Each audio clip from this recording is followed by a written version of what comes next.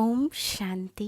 లక్షల శ్లోకాలు గల మహాభారత సారాంశం 10 వాక్యాలలో. మన పిల్లలు అంతులేని కోరికలు, గొంతెమ్మ కోరికలను తీర్చుకుంటూ పోతే కాలక్రమేణా వారు అదుపు తప్పి మన ఆధీనంలో నుంచి దూరం అవుతారు. వారి ఆధీనంలోకి మనం వెళ్లాల్సి వస్తుంది. ఉదాహరణ, కౌరవులు. మనం ఎంత బలవంతులమైనా, ఎంత శక్తివంతమైన ఆయుధాలు కలిగి ఉన్నప్పటికీ, ఎన్నో నైపుణ్యాలు కలిగి ఉన్నప్పటికీ వాటిని అధర్మం కోసం వినియోగిస్తే అవి నిరుపయోగమవుతాయి. మనం కూడా వినాశనం అవుతాము. ఉదాహరణకి కర్ణుడు. యోగ్యత తెలుసుకోకుండా పుత్ర వాత్సల్యంతో అనర్హునికి అపారమైన జ్ఞానాన్ని అందిస్తే అది ఎప్పటికైనా వినాశనం జరుగుతుంది. ఉదాహరణకు అశ్వత్థామ.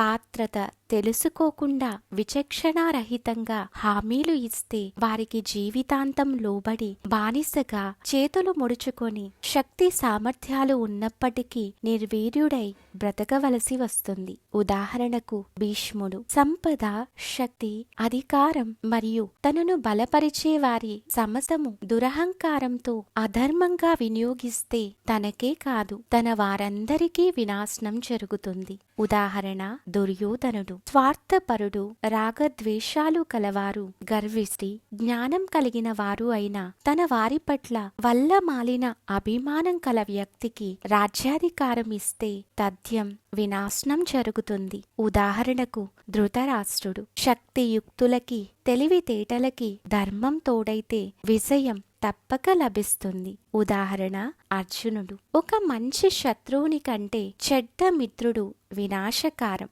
ఎగ్జాంపుల్ శకుని.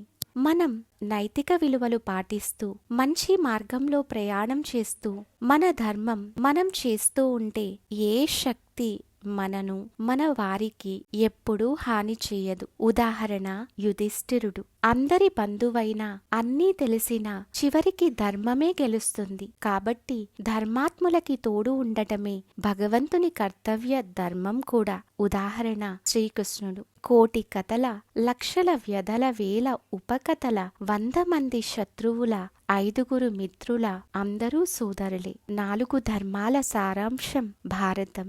ఓం శాంతి.